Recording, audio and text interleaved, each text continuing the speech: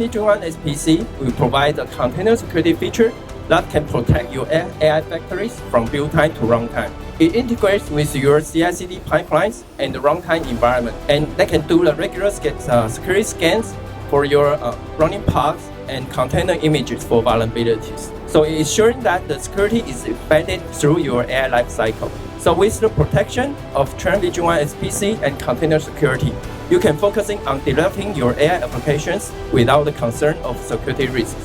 AI factory is actually originated from the software factory.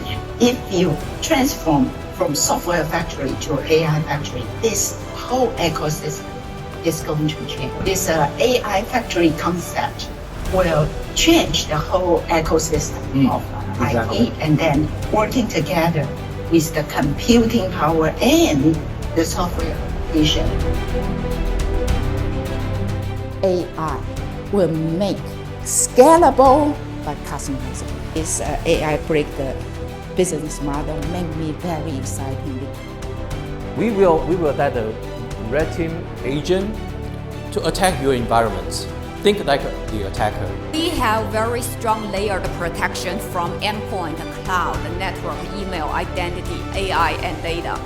That means that when we see enterprises using Vision One, they're improving their risk.